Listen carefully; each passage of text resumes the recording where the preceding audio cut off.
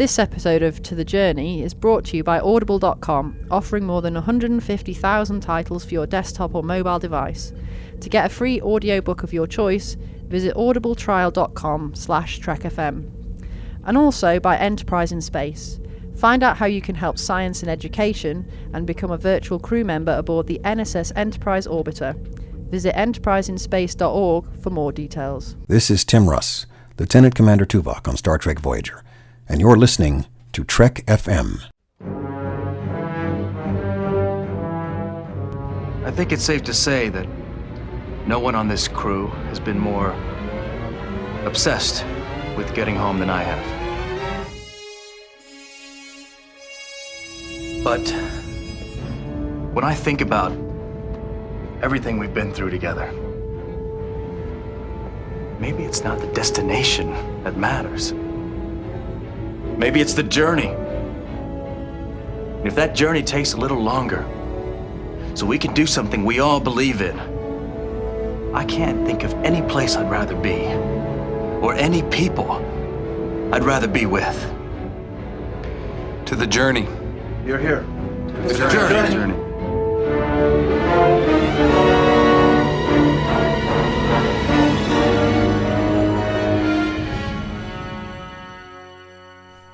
Hello, everybody at home, and welcome. This is To The Journey. I'm your co-host, Zachary Fruhling, and with me, as always, are... Suzanne Williamson and... Kay Shaw. I'm sorry, I don't know you. Who are you? Zachary, it's us! Oh, you I know. I'm your grandson. Well, where's my birthday present, darn it? Oh, it's in the mail. She hasn't started it yet. That's like 2 weeks plus however long they have it in customs for. You waiting till I turn 10? Jeez. It's a very special present. Is it a biotemporal chamber? How did you guess? Well, if you haven't figured it out, we are going to be talking about the Voyager episode Before and After. Yay! I love this episode. Also known as the Curious Case of Kesselman Button. Yes! Or, you know, River Song. Aww. That's a good connection. You know what I love about seeing old Kes? I love that no one believes her. She's like, why wouldn't anyone believe me? I'm going backwards through time. I don't know who you are. I wasn't here 5 minutes ago. Okay, Kes, you're just getting old. Yeah. It's the moralogium. We get it. What I don't get is how much she aged in 6 months. Because, I mean, Andrew was born. She had her nice long hair, no wrinkles. 6 months later, she's like decrepit and, short hair, all these wrinkles. What happened? It's the worst 6 months ever. I don't know. I was trying to understand that because they kind of say, oh, it's the onset of the moralogium, and then maybe they do just kind of like stay young, and then at that point they just get old really fast. I don't know. I've had years like that, haven't you? So like overnight they wake up old? Wow. Well, not overnight, but it's faster than we're used to. It's pretty crazy. I mean, we kind of joke one day you're going to wake up and look at yourself in the mirror and you're going to go, oh my God, I'm old. And Kes literally does it. She's like, I'm old. Yeah. No, mine is, oh my God, I'm my mother. Oh, wow. And I've said it already. Oh, gosh. But yeah, it is a bit weird. So there's no real interim makeup there, is there? I think that's the point you're trying to make. It's like young, old. Yeah, but they rocked that old age makeup. Yeah, she looked incredible. They did an amazing job. Yeah. Even her hands were done so well. I can't decide now. Does Tom have a thing for older women or younger women? It's a little bit of both in this episode. Both. That's more maths than I can handle. That's a complex way of looking at it, isn't it? Depends how you look at it. I'm just sitting here now thinking about that going, I'm turning my brain inside out trying to work that out. Don't do that. That could be messy. How old was she in dog years when they got married? In Kes years or Compan years? How old are you in dog years, Kes? How old are you in Ocampa years? Ocampan years, yeah. It's dog years. Actually, there are more Ocampan years to a human year than dog years. I think each Ocampan year is like 10 years, right? Isn't that about right? Yeah, because dogs is like 7, isn't it? Although Kes is pretty much fully adult by the time she's 1 year old. Yes. Although, no, actually, it's more than that. It must be more than that. So I'm thinking like the first year is like 20 years, and then every year thereafter is like 10 years. Yeah. Because how old do we think she actually is human equivalent in the start of Caretaker? She's pretty young, I would say. Like she's supposed to be like 18 or 20 or something, right? Yeah, I would say in that age. Yeah. So it's like, 20 is probably the easiest way to work it out then. And then when we see her here in this episode as old Cass, she's supposed to be, maybe around 85 or 90? Well, if that's true, then she's doing really well for 85 Okay, maybe or 90. she's okay, yeah, right. It's not 85 or 90, it's more like 75. I don't know. 75's not that old. Not anymore. Well, not these days. You're only saying that because you're close to 75. Who are you calling old?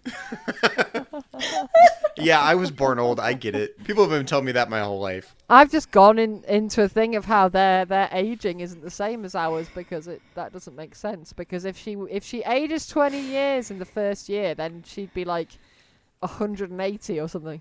Maybe it's like a logarithmic scale. Yeah. Yeah, maybe it slows down. And their whole tiny lifespan that they have. It makes me sad that Tom is married to her in this timeline. Because he's not only going to see his wife die, he's going to see his daughter die, he's going to see his grandson die, all before his own demise. And in this alternate timeline, he lost B'Elanna just a short time before. Wow, I don't like this timeline for Tom. Poor Tom. No, Tom needs a hug in this timeline. I want to give him a hug. Everybody hug Tom. Hug. That, and he's got to deal with Harry as his son-in-law. Bigger hug. Yeah, that's weird. That's just weird. Like, I mean, I don't...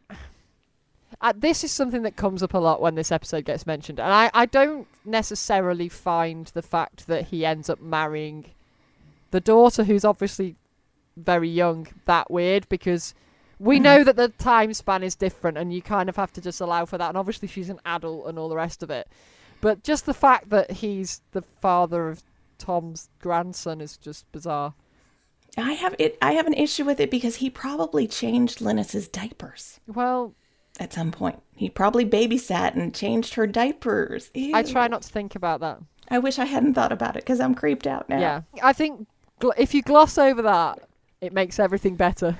Okay, I'm going to pretend it never happened. Pretend it never happened. So, yeah. I think it's easy to get hung up on that particular point talking about this episode, so let's get it out of the way. Yes. Over and done. So I have a serious question about this. What do you guys think that Harry's being Tom's son-in-law would do to their bromance? Would it bind them closer together, or would it introduce some family tension into the bromance? It would have to bring up some awkward Thanksgiving dinners, at least. Just to know that your best friend is now, doing it with your daughter. That's a little creepy. Like, that doesn't happen every day, right? It's not like your best friend marries your daughter every day. That's, No, I think it's interesting to think about how that conversation would have gone when this first came up. Oh, by the way, me and your daughter, etc. I think you see a shade of it actually, because there's the little bit where he actually says when the baby's first born, when it's the grandson, the son, confusing, is first born, and he says, how does it feel to be a grandfather? Thank you, I forgot his name. How does it feel to be a grandfather? And Tom just says, a lot better than it does to have you for a son-in-law. And there's this look on his face like, I'm still not happy. I'm still not entirely happy about this. Do you think Harry Kim went all traditional, like asking Tom and Kess's permission to marry the daughter? Did he go visit them in the quarters? Did he call them on the communicators? What did he do? It's Harry. He would have knocked on the door, rang the bell. And notice he has 2 pips in this episode. Yes, he does. I didn't notice that. Really? No longer the loneliest pip. I've watched this a bunch of times. I've never noticed that. Is it? Wow. Yeah. Lieutenant Kim. Yeah, poor Tuvok got a promotion to, first officer. Yeah. And he still didn't get to change his uniform. That's right. No. Neelix calls him Commander Vulcan in this. Yeah, he does. Yeah, still in the yellow uniform. Poor Tuvok. They obviously couldn't afford a red uniform for Tim Russ. Well, Janeway wasn't anywhere to be found. He could have just put on Captain Janeway's uniform. Imagine how short they'd be on his legs. Like highlighters. Well, the replicators were down, so he had to take Captain Janeway's uniform. Captain Janeway's gone. She's dead on a bio bed. He's like, give me that uniform. I need that because I got to wear red. Also, I think he would struggle to fill the jacket, to be honest. But anyway. I don't know. He's got some really broad shoulders, so he might have, tight in the shoulders like fat guy, little coat. But it'd be that type of thing. It'd be like tight in the wrong places and baggy in the wrong places. But no, it would be okay. Tuvok would totally do that though, because he had that bad dream about showing up on the bridge naked. He does not want to do that, so he needs a uniform at all cost. He would show up in the tiny little short uniform. But yeah, it is weird. It's weird. It's weird, isn't it, to see the yellow uniform with the 3 solid pips on there? Because I don't know whether we ever see that ever in Star Trek other than this. It's a bit weird. And Captain Janeway's uniform is kind of form-fitting. It's shapely, like Captain Janeway. She's got some good curves, but Tuvok's got the pecs to fill it out, so it's okay. I think he could just replicate one. No, the replicators were down. It was Year of Hell, right? Yeah, but throw Janeway's uniform in and use the energy to make him one. That way you haven't used up anything, have you? No, they'd cancel each other out, yeah. Well, no, isn't there some entropy involved? Wouldn't there be like some energy loss or something? Like you can't just like recycle a uniform and get another uniform. Like there's the law of entropy, man. Yeah, but it's not going to be a huge amount, is it? The majority of it will be. So it'll still be a little small, is what you're reused. saying. He can only have the exact amount of energy that was in Captain Janeway's uniform, so it's going to be more tailored for a man, but it'll still be slightly small. Yeah, he's going to be tugging his jacket down all the time like Picard. the Tuvok maneuver. Yeah. I have a question about Chakotay's pips because he's wearing 4 pips in this. Why did he change to those and not keep like his Maquis? Yeah, that was interesting, wasn't it? Because they have the field. Well, what is it? Field commission. That's brilliant. Pips or whatever is there a captain level field commission? But there's Maquis nobody pip? around to give him the field commission. So he promotes himself? That is true.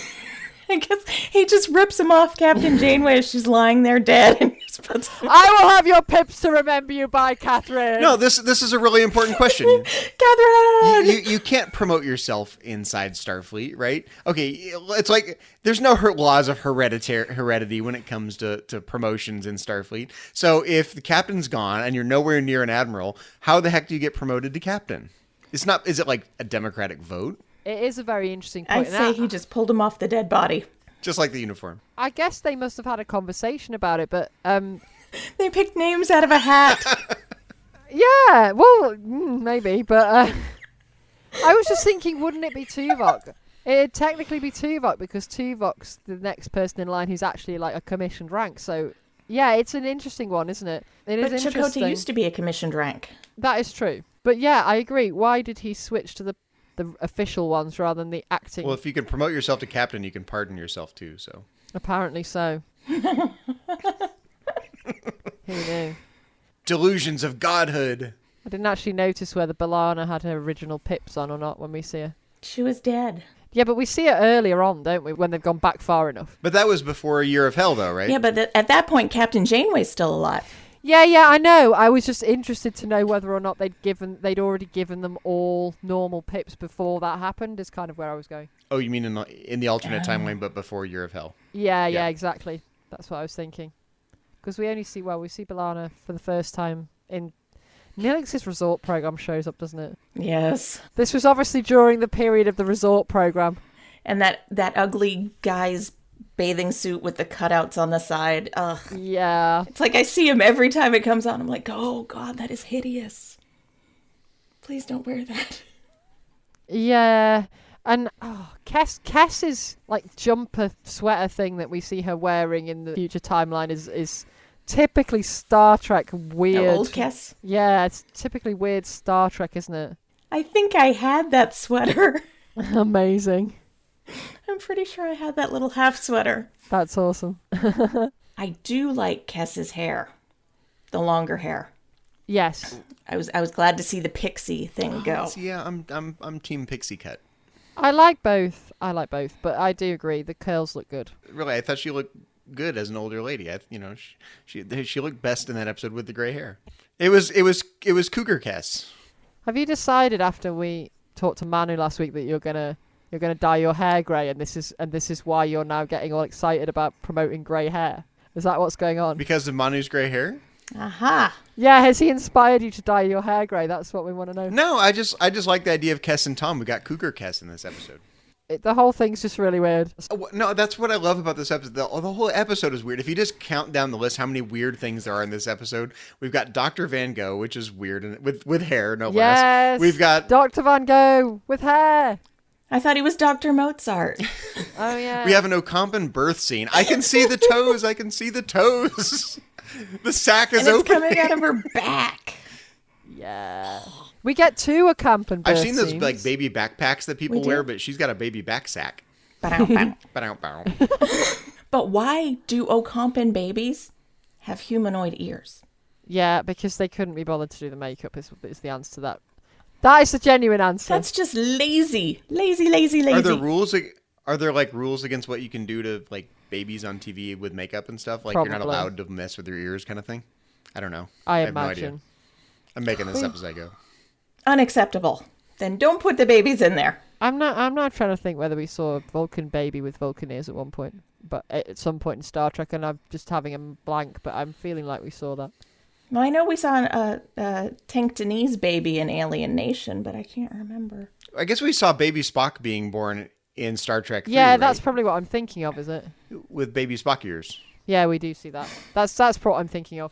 Except he looked so human. So other weird stuff in this episode. We get the first reference to Year of Hell and the Yes. Krenim and the Chronoton torpedoes. And I know we all look at that now retroactively, go, okay, we know about Year of Hell, we know what these are. But at the time, we hadn't heard of the Krenim and the Chronoton torpedoes, and it was this weird stuff they were cramming into the episode. Yeah. It was this scary thing in the future. Yeah, I really like the fact that they do this, actually, this particular episode. And we get some foreshadowing of a few different things. And it's interesting to see that they'd obviously, at least written a chunk of the next season at this point, because it's towards, this is like, it's end of season 3, isn't it? So, a large chunk of season 4 is obviously already in there. I mean, I think they decided to do this episode because they had some of this stuff in mind for Kes later on, but then obviously at this point they must have known she was going to leave, so they decided they were going to do this episode so they could get it in. That's how I feel, and it's kind of cool. I like the fact that we get to see all of that. Well, Year of Hell parts 1 and 2 were actually supposed to bridge between seasons 3 and 4 instead of Scorpion. Yeah, I think that would have worked really well, actually. Scorpion's great, but I think Scorpion is awesome. yeah, it's a shame we don't get to see them both being a season finale opener, because Year of Hell does feel like it should be one of those. Yeah. And then 7 takes Kess's place with all the stuff in Year of Hell that should have been Kes. Like, I could totally see Kes assisting Tuvok more than it would make more sense than 7 doing so. But they didn't really establish in this episode that the Chronoton torpedoes are used to erase time and stuff. That wasn't really established in this episode at all. We had to wait for Year of Hell to really for that concept to be clear, right? Yeah, we only get shades of it. I mean, obviously we know that because it's the Chronoton torpedoes, we get a little hint of the fact that there's going to be time weirdness involved. One of the things I love about this episode, and it's just a little thing, but I love the running joke that the Doctor thinks the biotemporal chamber is ingenious or brilliant or... That was awesome. Yeah. And there's that one little scene where, B'Elanna has the best reaction B'Elanna to rolls it. her eyes. Yes, the eye roll is the best. Eye roll. Serious side-eye from B'Elanna. He does say it in a bunch of different ways, doesn't he? But it's highly experimental, but nonetheless brilliant. And then he says it again slightly later, almost the same. And then at the end was my favourite when he says, "In an extraordinary display of medical heroics." Absolutely beautiful. Oh, he's fabulous. He's fabulous. Now, do you like him better with or without hair? Without. I thought the hair made him seem nicer. I don't know. He just become nicer. Do you think, was he genuinely nicer, or was it just the fact that he had hair? I felt like there was a change. Yeah, he didn't feel the same. They definitely felt like there was a progression. This is like TV Picard and movie Picard. This is like hair doctor or no hair doctor. Hair doctor. That sounds German. Hair doctor. Hair Dr. Van Gogh? Oh, I like Dr. Mozart. Hair Dr. Professor Van Gogh? I think Mozart would be better. That was great, wasn't it? Dr. Van Gogh. I thought you went with Mozart. At least you didn't pick Joe. That is true. Maybe it's Joe Van Gogh. Joe Van Gogh. Joe Van Gogh. Hey, it rhymes. See Van Gogh paint. See Van Gogh paint. Joe Van Gogh. Joe. Oh Paint, Van Gogh, paint. I'm trying to remember. Is it Tom that calls him Vincent Yes. in the episode? Someone actually calls him Vincent. I think It's Tom, right. It's right after that. It's right after he says, "I thought you'd gone with Mozart," Yeah. and he's like, "Well, I've been doing this study of great blah blah blah," and then Tom says, "Well, Vincent." What I think is fun is, now when we go back and we watch this episode, we see these alternate futures as really weird because we know how Voyager really did turn out over its 7-year run. Now we look at this episode and we can see the writers kind of projecting what would Voyager be like in a few years. And it's a totally plausible projection of what Voyager could be like in a few years. It didn't actually turn out that way, but I think it's remarkably plausible what we saw in this episode, most of it. Except for Neelix being security.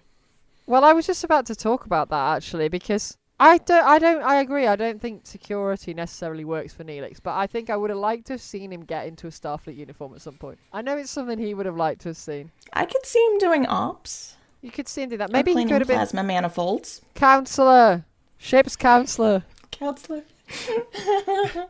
But Neelix has been trying to get security training from Tuvok for years, tactical training, right? Yes. How did he wear him down, though? What made Tuvok change his mind? They had a personnel shortage after Year of Hell, right? Yeah. But then who's running the kitchen? Somebody's got to run the kitchen. Maybe they fixed the replicators. They solved the replicator ration problem. Yeah, maybe. Well, Neelix still had to make the Jim Bailey and fudge cake, though. That's true. No one else can Can't do it be like without the Neelix. Jim Bailey and fudge cake. Come on. No, not if there's a celebration go on. You need a Jim Bailey and fudge cake. Absolutely. And now I really want a slice. 'Cause No, really, you can't see Neelix as a security officer or a tactical officer? No, not. I don't think that's his. He could probably do it, but I don't think that's his strength. I think he'd be stronger in other areas. Definitely. He's better as an ambassador. Yeah. I think he'd be stronger at something else. Where do you see him? If he's Transporter not room going to be an chief. ambassador, Chief Neelix? Transporter room chief. Okay, no, seriously though. So if he can't be a tactical officer, and he's not going to do the ambassador thing because we're in an alternate timeline, and we've ruled out transporter chief, what else could Neelix do? Clean plasma manifolds. He can do that without a uniform. I think he could have been counselor. I think he was good at that. I think Kes would be better. She would, but given the fact that she can no longer be on the ship or it'll explode. That makes being a counselor a little difficult. You have to go to her. It does make it a little bit tricky, yeah. She doesn't do house calls. Yeah, exactly. I mean, he's not going to be working in engineering with B'Elanna, right? No. I can't see Neelix doing that. No, not at all. Do you think Neelix is either Andrew's or Linus's godfather? Probably. Probably Linus's. Yeah. So I guess in the episode she's Linus Kim, right? She's married to Harry, but she was born Linus Paris. That doesn't flow off the tongue very It doesn't well. Linus terribly Paris. well, does it? It's like a defective rhyme, Linus Paris. Yeah. It's not as good as Joe Van Gogh. I think of her as Linus Kim, but really she was Linus Paris. Yeah. Assuming they gave them surnames and it wasn't just Linus. It could just be Linus, but like Kes is just Kes, Yeah. right? So haven't And thought about Neelix that. is just Neelix. And Tuvok is just Tuvok. Chocote. And Chakotay is just Chakotay. Chocote. Chakotay. There's not a lot of surnames on No, on there Voyager when you aren't. think There about aren't it. a lot of surnames. I never thought about that either. And yet they Jessica. still use Mr. You still get Mr. Tuvok and Mr. Neelix. 7 of 9, I suppose. Yeah, of is her middle name. Is her middle name. They don't call Kes Miss Kes or Mrs. Kes or anything, right? It's just Kes. But you do get Mr. Tuvok and Mr. Neelix. Well, that's weird. Well, I don't know. I kind of think of that more as it's like a respect thing or like a conveying of a title rather than it being that's your surname, you're Mr. Tuvok. It's kind of like an officer thing. I don't know. But the captain gets called Sir. Only in crunch time. No, never sir. Ma'am in a crunch. Ma'am and a Yeah. crunch Man time. in a crunch. Otherwise, sir. Captain. Or Never, sir. Catherine. But Kes never gets Only any sign of Chakotay. respect. She's just Kes. She's not Nurse Kes. She's not Medical Assistant Kes. She's not Miss Kes. She's not Mr. Kes. It's nothing. Kes. Just Kes. Yeah. Like Madonna. Yeah. It's like Madonna. Or Cher. She's Take it either way. Like Madonna, elogium for the very first time.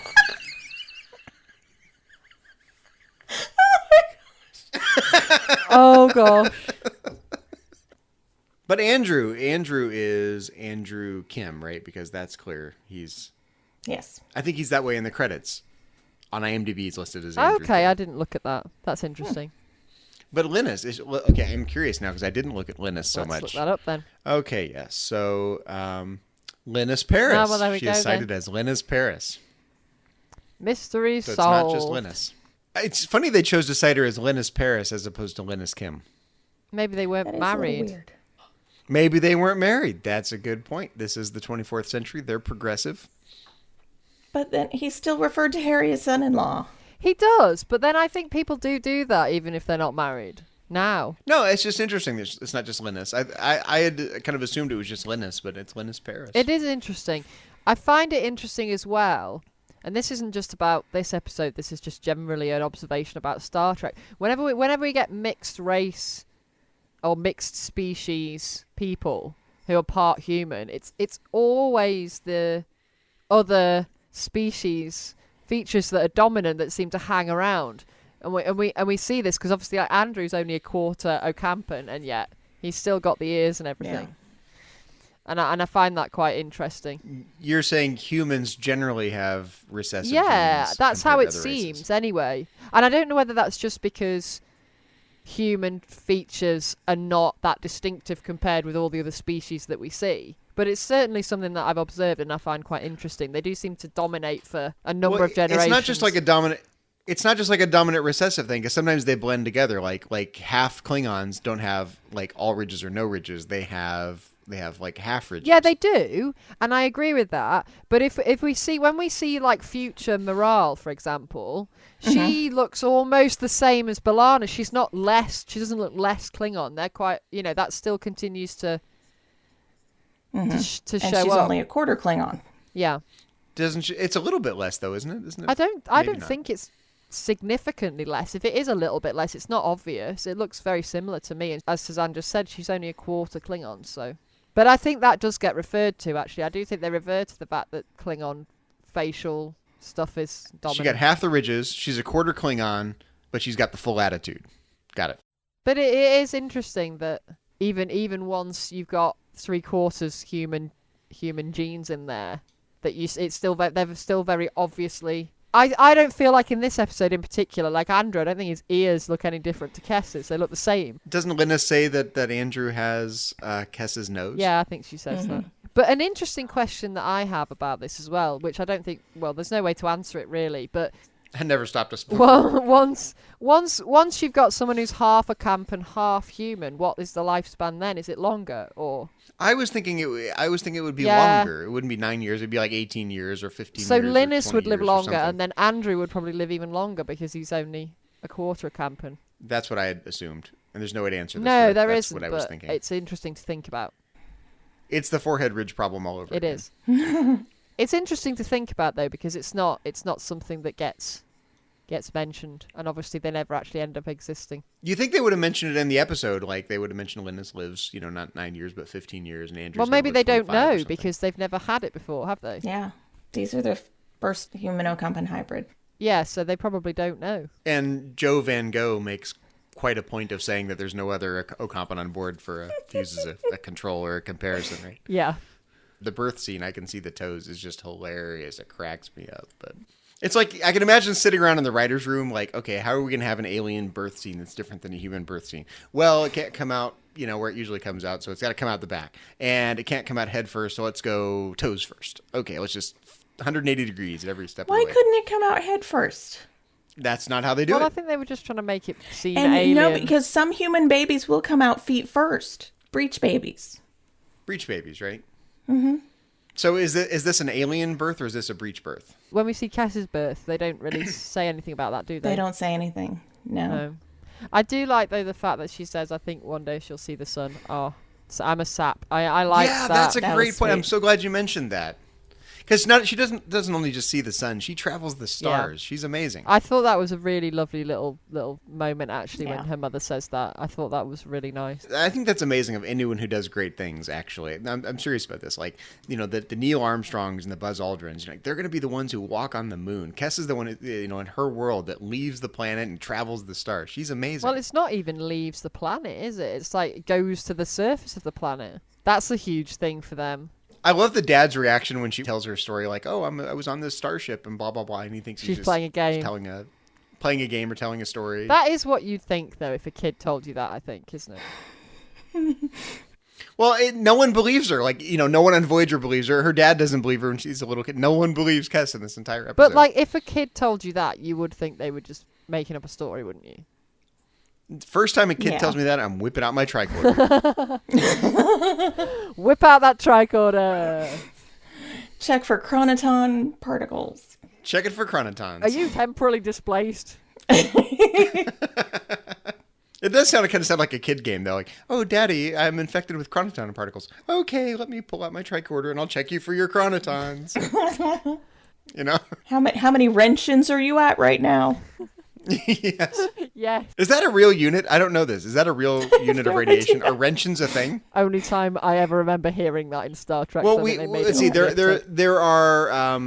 We hear rads. That's a real major Yes. of radiation, I think, right? Radiation, We yeah. hear that in the Next Generation, I'm pretty sure. I don't remember which episode, but we hear, the ship is nearby some radioactive thing, and Yeah. they're talking about how many rads of radiation. Okay, but Wrenchins, I've never heard that one. I don't know if that's a real thing, but now I have to Google it. Well, I don't think it will be because Google it's to do with chronotons, isn't it? Which aren't a real thing. Well, I don't know. Let's see. Well, they're an extension of the ideas of quantum physics, aren't they? Oh, I have a thought about this. Do you think that maybe Röntgen is a bad pronunciation of Röntgen, like Röntgen rays, like X-rays? Okay, we have an answer, folks, listeners at home. Röntgen is actually spelled Roentgen, which is Röntgen, like Röntgen rays after the guy who discovered X-rays, right? Oh, okay. That's interesting. So they're just mispronouncing Röntgen. I think it sounds better, though. Röntgen sounds way cooler. It does. Or maybe because it's not supposed to be exactly the same thing, they took the word and then pronounced it and They then tweaked it. consciously tweaked it. Yeah. Now I'm going to be scared to death every time I get my teeth x-rayed or my body x-rayed. I'm going to be thinking they're sending me into the past and time will unwind and it will be utter disaster. No, I'm traveling backwards through time again. But you'll keep getting younger, so that's a plus. That's true. Until it gets to the point where you don't exist anymore. Where you're just that cell and then gone. Yeah. This might be the answer to the question we asked our associate producer, Bruce Lish, about 24th century dentistry. Maybe it is actually chronoton-infused dentistry and it reverse ages your teeth. That is perfect. Mystery solved. I'm gonna wrench and ray your teeth. Quick message, Bruce. Tell him we fixed it. We solved it. We fixed it. We're dental packleds. We fix things. We fix things. I do have some more questions, though, about the metaphysics good. of this episode. So, when she's traveling back through time, when she actually jumps, we see her kind of phasing in and out. I found that a bit weird because I thought she was just jumping back to an earlier version of herself. So when she jumps, would she not? I saw it being more like a quantum leap. Yeah. She's jumping into her past self, quantum leap style. They didn't see any difference in terms of like her visually. Yeah. Like it's not like she would have vanished because their Kes that should have been there would have still been there. She just jumped into the body. Mm-hmm. It's weird though because every time she jumps, she has more of her memory engrams, right? Yeah. Mm-hmm. Because she doesn't know anything about anything at the beginning of the episode when she's old and she has less than 1% Well, that's of her because she's engrams left. learning with each jump. She's learning about the future. Yeah. Well, she knows more about it's hard to I want to call it the past, but I'm not sure that makes any sense in this context. She does but- know more about the past, but I think that's because of what people have told her. Because like when she runs into B'Elanna for the first time, she's like, "Oh, you must be B'Elanna," and then when she goes onto the bridge, she sees Janeway. She goes, "Oh, Captain Janeway," and Janeway takes it as a, "Oh, she's come to tell me something," but actually what she's doing is going, "Oh, Yeah. you must be Janeway." Oh, so I see. I think I misunderstood this. So you're saying she doesn't actually know who those people are until she encounters them, No, and then it all she's just makes assuming. sense for her. Oh, Yeah. She sees them, and then because of what she's been told in the future, she thinks, oh, that must be the person that they've told me about. I guess I had assumed that when she went back in time, she had all of her memories from that time period. No, so I don't think so. Things in that time period made sense for her. No, which is why she's so confused when it gets back to the caretaker episode. Then she's there with Neelix and like, the heck is going on here? Yeah. And Neelix was a jerk in that scene. Neelix was a jerk in that episode. But he's like, don't mind her. She's never been like this. She's crazy. Keep us on the ship, please. That was horrible, that line. I thought that was really, like, demeaning towards her. Oh, she's never been like this before. Like, whoa, hang on a minute. First of all, she can speak for herself. She can speak for herself, first of all. And second of all, that is treating her quite a lot like a child at this point. I mean, we know that Neelix has a blind spot when it comes to Kes, but he's just a jerk in this scene. Yeah, in this episode. he is. He is. I didn't really like the way that scene was done. It felt a bit, it was quite uncomfortable. And it wasn't the most natural reacting of that scene, because they're reacting a scene from Caretaker. Yes. And I don't think Ethan Phillips did a spectacular job of capturing the intonation and the vibe of that scene in this episode. Maybe it was intentional. I don't know. To make it feel a bit weird. Yeah, I don't know. I don't really listen to him so much because you're more focused on Kes, I guess. I'd have to watch the scene and pay a bit more attention to Neelix, because I think my brain just kind of glosses over Neelix, because I'm like, oh, he's just doing what he did in Caretaker, so I kind of just fill that in without really watching it, if you know what I mean. Well, one thing that it was so weird, and it seems so forced that it almost seemed like before you get the reveal that they're actually talking to Captain Janeway and they are actually in the past, it almost seemed like they were in Neelix's quarters, like practicing, like rehearsing that speech to give to Captain Janeway. But no, then the camera pans back and they're actually right there with Captain Janeway. Yeah, I do see what you mean. It's odd, isn't it? Because you see it from the opposite camera angle to how you see it in Caretaker, which makes it feel weird as well. It's almost like he's practicing in the mirror, like, oh, then we'll anticipate your needs before you even know what they are. So please keep us on board. Okay, let's go tell that to the captain for real this time. So yeah, I think the way that the metaphysics works when she's actually jumping back and stuff, I'm not sure that works quite right. I think that the time travel episodes, as much as I love them, any kind of time warble episode I love, because I just think that they're really interesting. I always feel like the metaphysics, you don't need to pick at it too much, because it's always a bit loosely put together. We can be, I mean, insofar as the future is usually somewhat dependent on the past, right? In the normal flow of time, that's how the future works. Right? The future is dependent on the past. But in this case, Kes gets popped out of the future because she does her little time jump thing, and then she's in the past, and the past events have changed. So is the future kind of wiped out and it becomes a moot point at that point? Like at the end of the episode, they say this is just one possible branch of futures. So does her time jumping just wipe the whole thing out and make it a moot point? Because she's changed the past. The past is the future is the past. It all gives me a headache. Yep. I love that quote. Weirdest part of the job. Yeah. I guess the way I think of it is when she jumps, like after she's jumped back from that future, yeah, if that future ceases to exist, it doesn't matter. But if it doesn't, right? I guess that's my point. But at the end, when they're talking about it, like, oh, you end up with all these branches suggesting that all those different bits of future did end up existing, and then it's like, what happened after she jumped away? Did they get the other Kes back, who was then like, what's going on, or?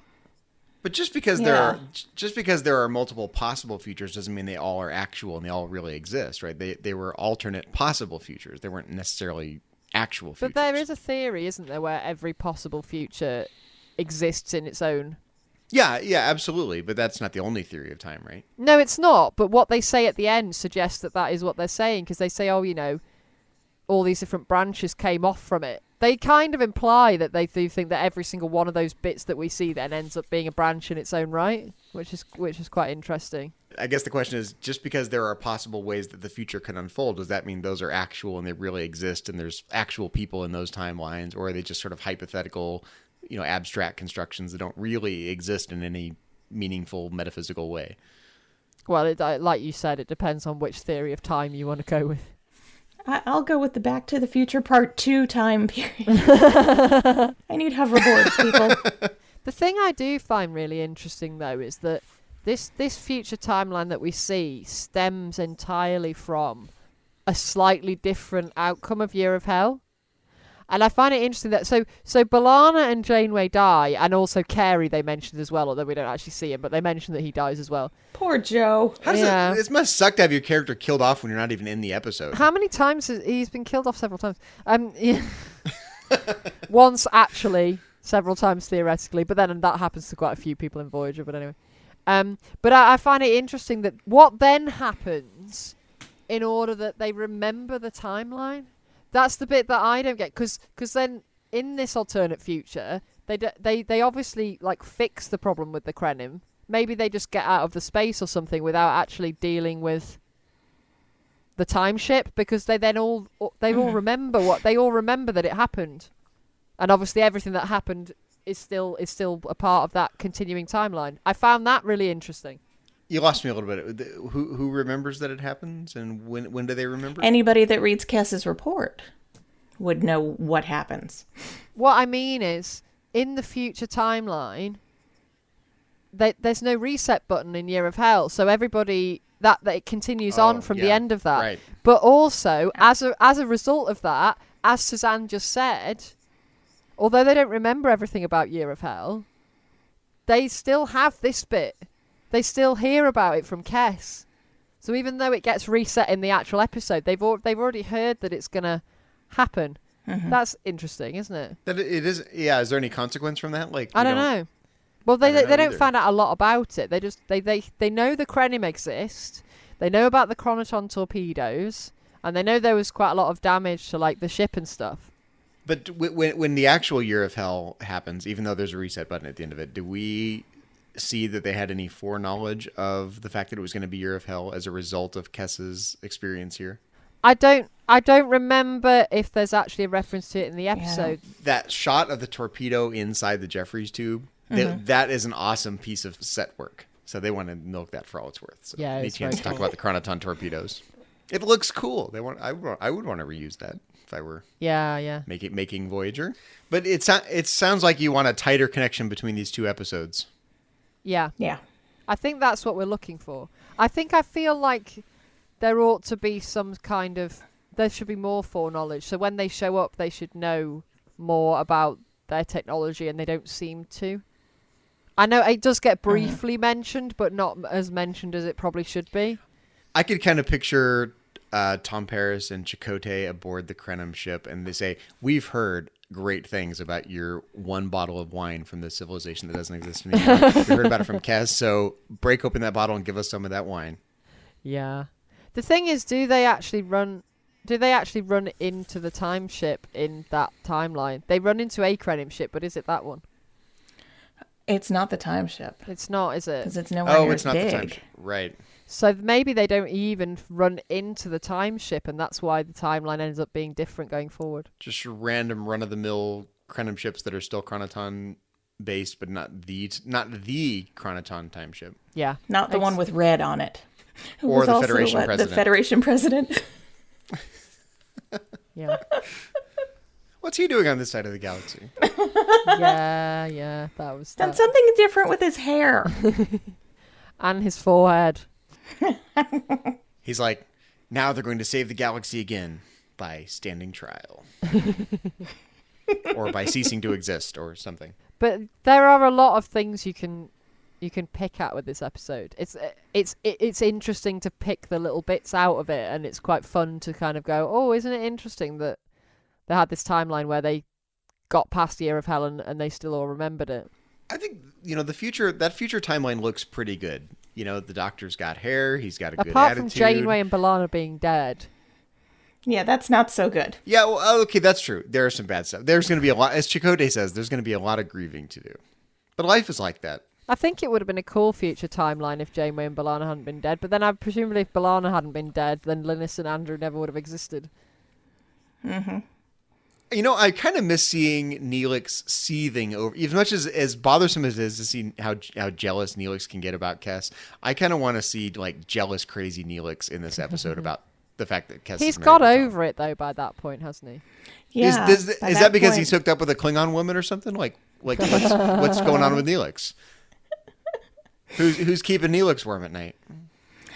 Somebody from the resort program. Yeah. Some hologram. He's got a Klingon in a bikini. So yeah, clearly Neelix has got over it, but it's interesting that he's got over it. I think it's nice to see that he's got over it. Actually, it is nice. It I shows liked some growth. the fact that we saw that he'd gotten over it. I also thought it was interesting that we got, because Tom and B'Elanna are not together at this point. No, they're not. This is prior to Day of Honor, isn't it? But Tom did say that B'Elanna was very special to him. Yeah, but they kiss.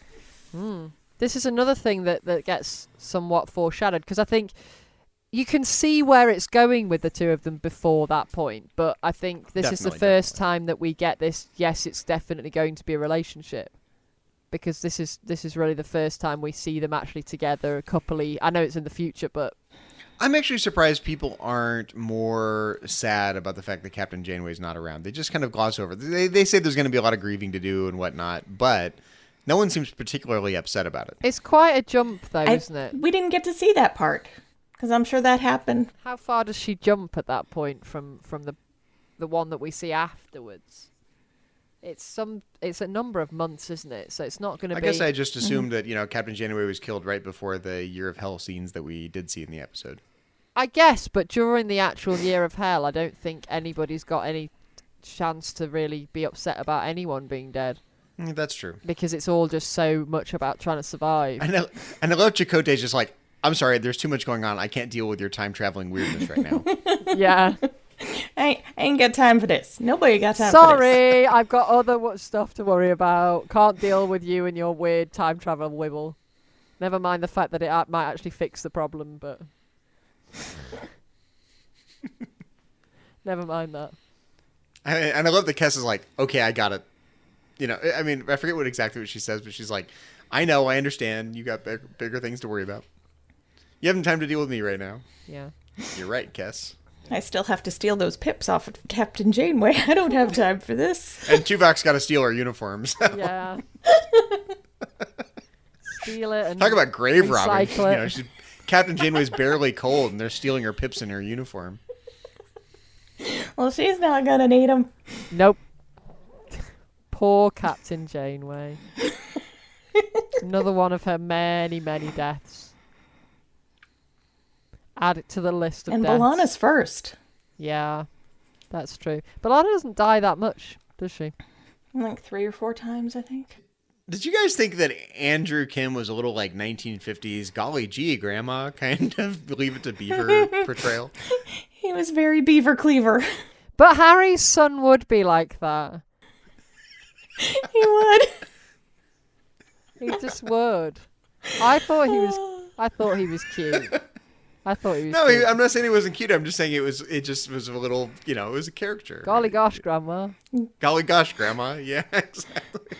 Let's have some tea and watch the Waltons. Good night, John Boy. Good night, Kess. Good night, Harry. Good night, Chakotay. Good night, Joe Van Gogh. Good night, Catherine. The one other thing that I did want to talk about was actually the relationship between Kess and Tom that we see, because it's lovely. I think they're really, really sweet together in this episode. There are some really nice moments.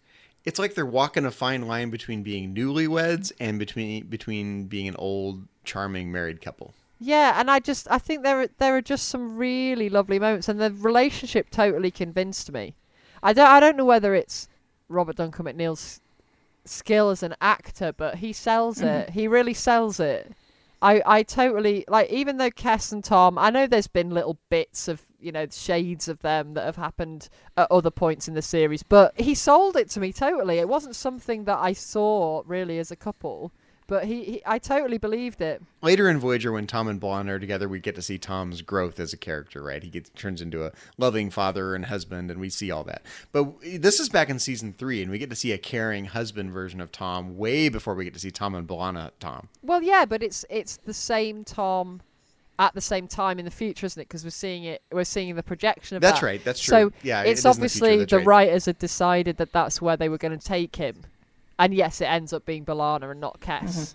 But it's clearly that's where they were going to take him to. That that was always his growth arc. But there are just some really lovely bits. I love the bit when she says that she doesn't remember him and doesn't remember being married to him, and he says, "I've got enough feelings for both of us." I thought that was gorgeous. I love that. I always go like, "Oh, Yeah. it's so sweet when he says that." That definitely gave me the warm fuzzies. Yeah. I like when he sits down and asks Cass, "Are you ready for another episode of Cass and Tom, the early years?" I know, that was really sweet as well. Really lovely. And there's some really nice stuff as well when she's behind the force field in sickbay and she's phasing out and he's getting all like, "No, don't go." And they're trying to touch each other. Yeah, they were very, very sweet then when he's got putting his hands up on the force field. Which shouldn't the force field have zapped him? Yeah, but they didn't quite touch it, didn't they? Artistic license. For a romantic moment, I am prepared to let almost anything go. So, yeah, I just felt like we should have a little mention of that because it really worked for me, even though it's never something I've seen in any other episode and gone, "Oh yeah, Kest and Tom." But he totally sold it. I think it was him particularly that sold it. Definitely. Because she's doing the whole confusion thing and she doesn't really have that much. Because she doesn't remember the relationship, so you don't get it as much from her side. But from his side, I really believed it. Well, as much as I like Tom and Blana, I'm not a hardcore Tom and Blana shipper. So I actually like the sweetness of what I see with Tom and Kes. You know, Tom and Blana have kind of a quasi-antagonistic, inflammatory passion for each other. But, Kes and Tom were pretty mellow, pretty chill together in this episode. Yeah. Yeah, I think they do. I thought it was a good match. They do suit each other quite nicely. Yeah. Until she, disappeared and he screamed and... The mime acting in those kinds of scenes always crack me up because they haven't done any of the special effects yet. Like, if there's going to be a force field, the force field doesn't exist yet. And if there's going to be a vortex, the vortex doesn't exist yet because they haven't done it in post-production. So they have to kind of do mime acting for those things. I like that. Yeah. Did you ever hear William Shatner describe what it's like to act in a science fiction movie? No. Yes. He said they would paint a X on the wall and he'd say, "Okay, that's where the monster's going to be. And we don't know what it's going to look like yet, but you have to act really afraid. Go." Yeah. It must be difficult. There's a lot of skill to that. An awful lot of skill to that. Like, when you're okay, acting she's going to opposite phase stuff out, that's and there's not going to be there. this vortex, and there's going to be this force field thing, and now emote. Yeah. Good actors can do that. So if you guys start weeping on command, weeping randomly, I'll know you're just rehearsing for your future stardom.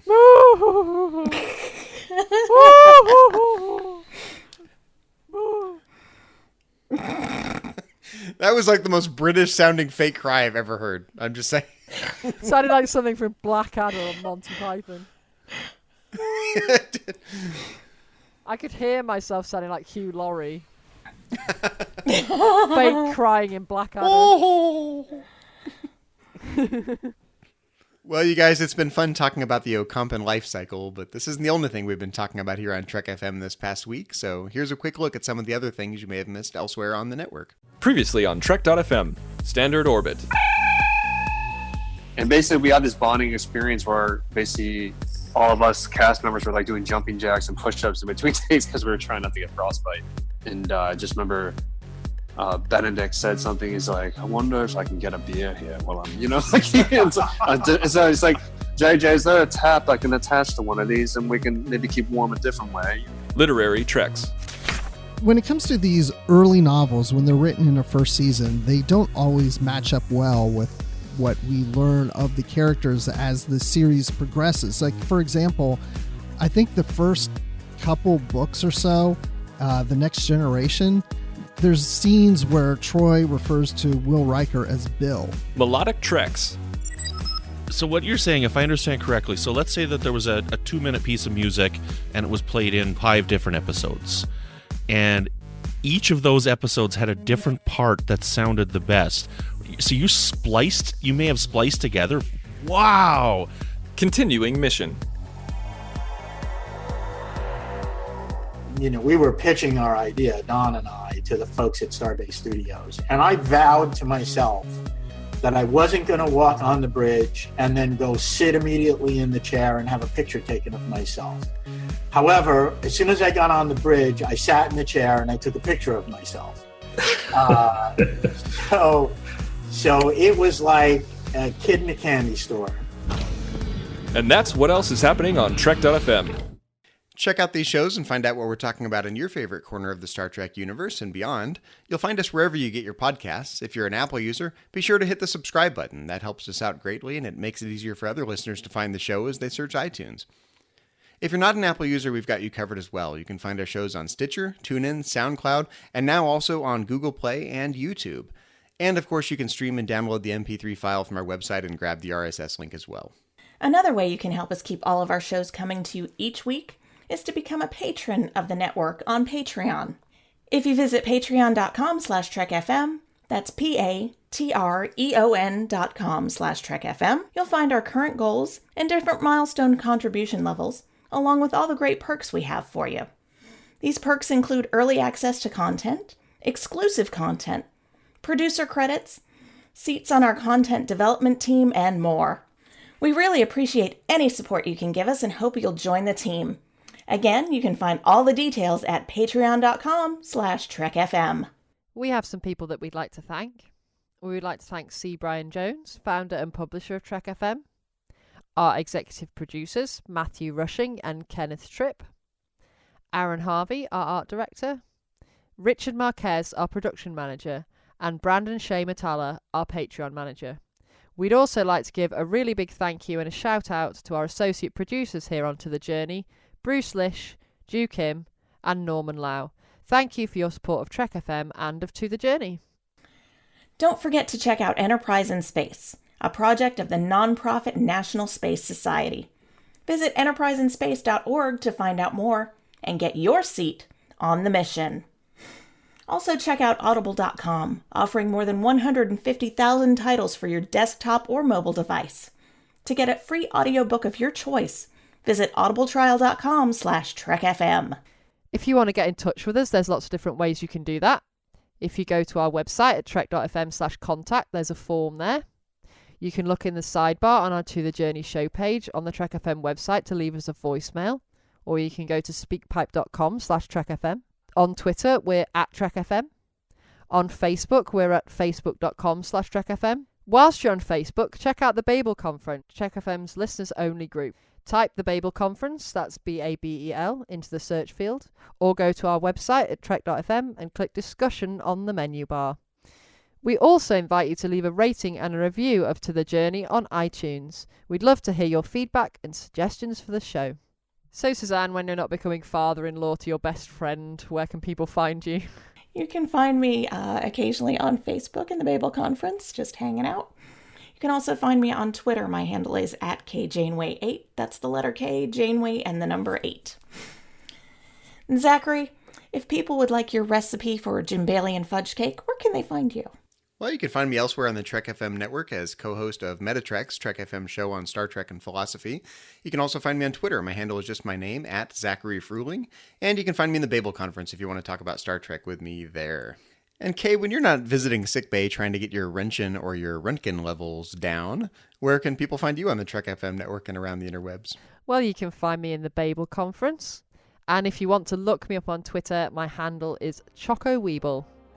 Well, everyone, join us next week and we'll be traveling back in time to the point of our own conception. But until then, this has been To The Journey.